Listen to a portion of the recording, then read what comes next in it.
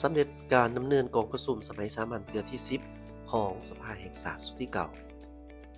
กองประชุมสมัยสามัญเทื่อที่10ของสภาแห่งชาติสุดที่เก่าได้ดำเนินมาตั้งแต่วันที่10และสำเร็จลงในมือวันที่21พฤศจิกายน2025ที่ผ่านมาโดยผลสำเร็จตามจุดประสงค์ระดับขาดหมายที่วางไว้โดยการเป็นประธานของทานปอไสสุมพรภูมิวิหารกรรมการกรมการเมืองศูนย์กลางภาคประธานสภาแห่งชาติและเป็นเกียรติเข้าร่วมโดยฐานทองรุ่นศรีสุรินทร์เลขาธิการใหญ่คณะบริหารงานศูนย์กลางภาคประชาชนปฏิวัติลาวประธานประเทศมีบรรดาทานการนำขันสูงอดีตการนำขันสูงของภาครัฐทานนายกรัฐมนตรีรองนายกรัฐมนตรีและสมาชิกรัฐบาลและสมาชิกสภาแห่งชาติก็ได้เข้าร่วมทานปอไสสุมพรภูมิวิหารได้รายงานว่ากองประชุมในครั้งนี้ได้ตีราคาสูงที่สมาชิกสภาแห่งชาติสมาชิกรัฐบาลผู้แทนกองประชุมจากภาคส่วนที่เกี่ยวข้องได้พร้อมกันทุ่มเทเหือแห้งสติปัญญาและเสริมขยายสิทธิประชาธิปไตยเข้าใส่การพิจารณาปัญหาสำคัญพื้นฐานของประเทศชาติตามภาระบทบาทของสภาแห่งชาติที่กำหนดไว้ในรัฐธรรมนูญกฎหมายซึ่งเป็นการพันขยายมติกองประชุมใหญ่ครั้งที่11ของพรรคเข้าสู่เวียกงานตัวจริงขององค์การจัดตั้งรัฐโดยการออกเป็นมติกองประชุมสภาแห่งชาติจำนวน8ฉบับเพื่อเป็นบอนอิงให้แก่รัฐบาลองค์การจัดตั้งที่เกี่ยวข้องนำไปจัดตั้งปฏิบัติแน่ใส่เฮ็ดให้ประเทศชาติมีการพัฒนาอย่างต่อเนื่องสืบต่อมีเสถียรภาพทางการเมืองอย่างหนักแน่นสังคมมีความสงบและมีความเป็นระเบียบเรียบร้อยเศรษฐกิจสืบต่อขยายตัวชีวิตการเป็นอยู่ของประชาชนบรรดาเผ่าได้รับการปรับปรุงให้ดีขึ้นเทื่อละก้าวกองประชุมสมัยสามัญเทื่อที่10ของสภาแห่งชาติสุดที่เก่าได้พิจารณารับรองเอาเนื้อในสำคัญจำนวนหนึ่งดังนี้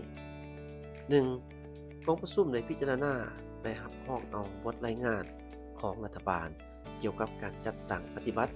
แผนพัฒนาเศรษฐกิจสังคมแห่งชาติ5 ปีครั้งที่เก่าแต่ปี 2021 ถึงปี 2025 ประจำปี 2025 การจัดตั้งปฏิบัติแผนงบประมาณแห่งรัฐ5 ปีแต่ปี 2021 ถึงปี 2025 ประจำปี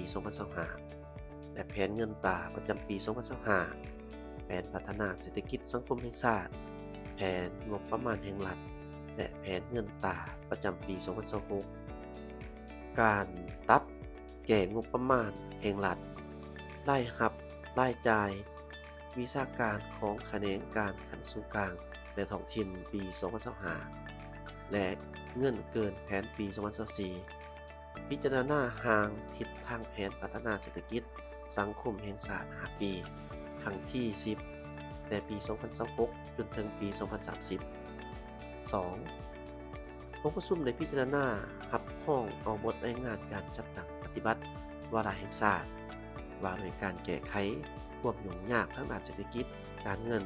ในระยะ5 ปีในปี 2021 ถึงปี 2025 และทิศทางในต่อหน้า 3. กองประชุมได้พิจารณาและรับรองเอาบทรายงานการจัดตั้งปฏิบัติวาระแห่งชาติว่าด้วยการแก้ไขปัญหายาเสพติดในระยะ5 ปีในปี 2021 ถึงปี 2025 และทิศทางในต่อหน้าซึ่งในระยะที่ผ่านมารัฐบาลไม่ได้เอาใจใส่จัดตั้งพันขยายมติของกองประชุมสภาแห่งชาติเขาในเวียกงานตัวจริงและมีผลสำเร็จในหลายด้านกำลังป้องกันความสงบแม้ในดำเนินการปราบปรามกระบวนการค้าขายยาเสพติดประเภทต่างๆในอย่างหลากหลายได้มีมาตรการแก้ไขอย่างเด็ดขาดสามารถปกป้องสังคมจากภัยของยาเสพติดได้ในระดับที่แน่นอน 4. กองประชุมได้พิจารณาและรับรองเอาบทรายงานการจัดตั้งปฏิบัติแผนการเคลื่อนไหวเวียกงาน5 ปีในช่วงปี 2021 มาถึงปี 2025 ประจำปี 2025 ในห่างแผนการเคลื่อนไหวเวียกงานประจำปี 2026 ขององค์การตรวจสอบแห่งรัฐบทรายงานผลการตรวจสอบบทสรุปขาดตัว การจัดตั้งปฏิบัติแผนงบประมาณแห่งรัฐประจำปี 2024 ขององค์การตรวจสอบแห่งรัฐบทในงานการจัดตั้งปฏิบัติแผนการเคลื่อนไหวเวียกงาน5 ปีในปี 2021 ถึงปี 2025 ประจำปี 2025 และหางแผนการเคลื่อนไหวเวียกงานประจำปี 2026 ขององค์การตรวจการแห่งรัฐบทในงานผลการตรวจการตามผลการตรวจการตรวจสอบปี 2023 ขององค์การตรวจการแห่งรัฐ 5. กองประชุมได้พิจารณารับรองเอาบทรายงานของศาลประชาชนสูงสุดและองค์การอัยการประชาชนสูงสุดเกี่ยวกับการจัดตั้งปฏิบัติแผนการพัฒนาเคลื่อนไหวเวียกงาน5 ปีในปี 2021 ถึงปี 2025 ประจำปี 2025 ในหางแผนการเคลื่อนไหวเวียกงานประจำปี 2026 6. กองประชุมได้พิจารณาและรับรองเอาบทรายงานการจัดตั้งปฏิบัติแผนการเคลื่อนไหวเวียกงาน5 ปีในปี 2021 ถึงปี 2025 ประจำปี 2025 ของสภาแห่งชาติสุดที่เก่าและเวียกงานประชุมพอร์ตกองประชุมครั้งปฐมฤกษ์ของสภาแห่งชาติสุดที่ 10 ซึ่งกองประชุมได้แสดงความทุ่มเทและตีราคาสูงต่อการเคลื่อนไหวของสภาแห่งชาติสภาประชาชนขันแขวงในตลอดระยะ5 ปีที่ผ่านมาโดยเฉพาะแม้ในการปฏิบัติ3 ภาระบทบาทของตนได้มีความสำเร็จหลายด้านแสดงถึงคุณภาพในการเมืองและในการเคลื่อนไหวของสมาชิกสภาแห่งชาติสมาชิกสภาประชาชนขันแขวงนะครับการยกสูงประชาชนมีความสนใจ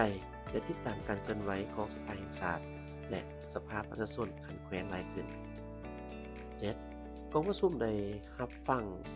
ทานห้องประธานสภาแห่งชาติเผยแพร่มติกลุ่มการเมืองศูนย์กลางพรรคฉบับเลขที่26ครับกมสพลงวันที่ 12 กันยายน 2025 เกี่ยวกับการเพิ่มทวีการนำผ้าสีน้ำขององค์คณะพรรคขันทุกขันต่อการเลือกตั้งสมาชิกสภาแห่งชาติชุดที่ 10 และสมาชิกสภาประชาชนขันแขวงชุดที่ 5 และเสนอผลงานการเติบใหญ่ขยายตัวของสภาแห่งชาติ50 ปีและ5 ปีของสภาแห่งชาติชุดที่เก่าและสภาประชาชนขันแขวงต่างนาคณะกรรมการการเลือกตั้งระดับชาติรายงานเบื้องต้นเกี่ยวกับการกะเกี่ยมการเลือกตั้งสมาชิกสภาแห่งชาติชุดที่ 10 และสมาชิกสภาประชาชนขันแขวงชุดที่ 5 เสนอให้สภาแห่งชาติสภาประชาชนขันแขวงเป็นเจ้าการในการกะเกี่ยมเลือกตั้งสมาชิกสภาแห่งชาติชุดที่ 10 และสมาชิกสภาแห่งชาติชุดที่ 5 และกล่าวไปถึงการดำเนินกองประชุมครั้งปฐมฤกษ์ของสภาแห่งชาติชุดที่ 10 และชุดที่ 5 ในต้นปี 2026 นี้เนื่องในโอกาสการเฉลิมฉลองครบรอบ50 ปีของสภาแห่งชาติสภาแห่งชาติได้จัดพิธีประดับเปลี่ยนไส้แห่งงานประเภทต่างๆให้แก่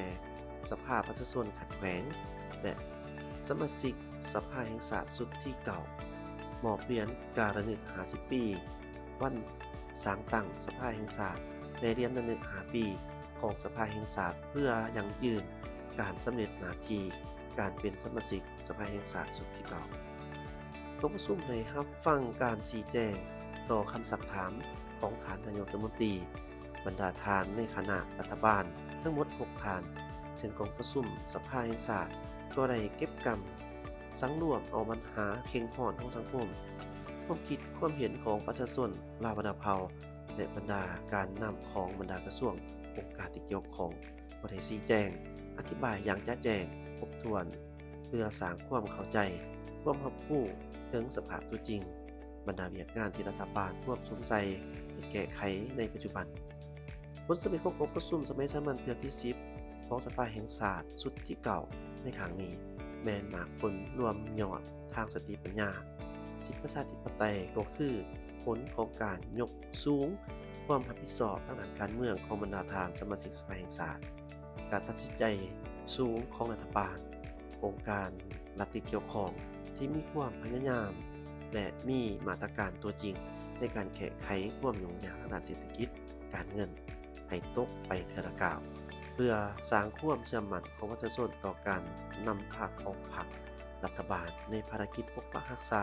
และพัฒนาประเทศชาติให้มีความหนักแน่นขึ้นเรื่อยๆขอขอบใจข้อมูลข่าวจากบุญประจันทร์